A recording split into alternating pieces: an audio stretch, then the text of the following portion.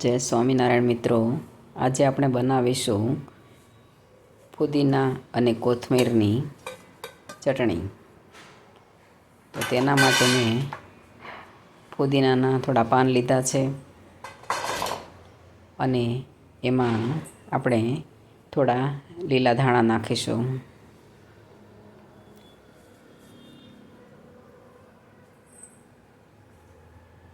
કોથમીર થોડીક ઝાઝી નાખીશું.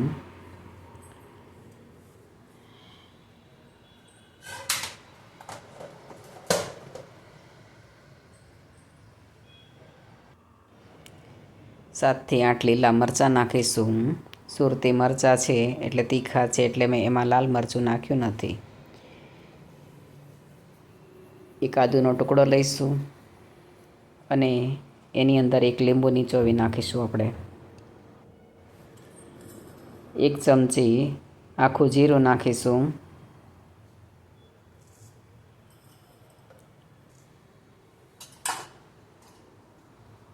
સ્વાદ પ્રમાણે મીઠું નાખીશું થોડુંક.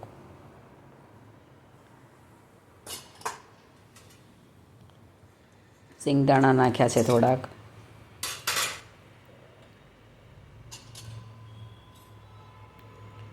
એક ચમચી ધાણા જીરું નાખીશું.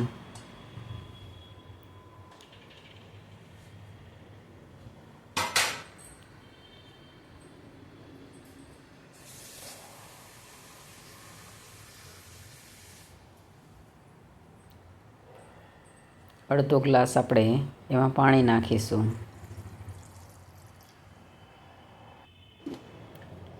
પછી તેનું ઢાંકણ બંધ કરીને એ બધું આપણે ક્રશ કરી નાખીશું.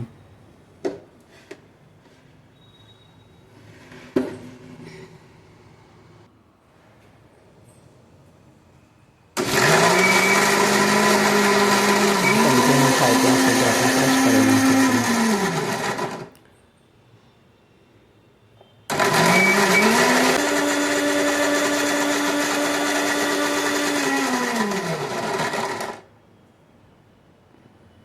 આ ચટણી ખૂબ જ ટેસ્ટી લાગે છે. તો આપણી ચટણી ક્રશ થઈ ગઈ છે. હવે તેને મિક્સર જારમાંથી એક બાઉલમાં કાઢી લઈશું. તો આપણી કોથમીર અને પુદીનાની ચટણી તૈયાર છે. જો તમને મારી રેસીપી ગમે તો તેને લાઈક, શેર અને સબસ્ક્રાઈબ જરૂરથી કરજો અને કમેન્ટ કરીને કહેજો કે તમને કેવી લાગી. જય શ્રી કૃષ્ણ.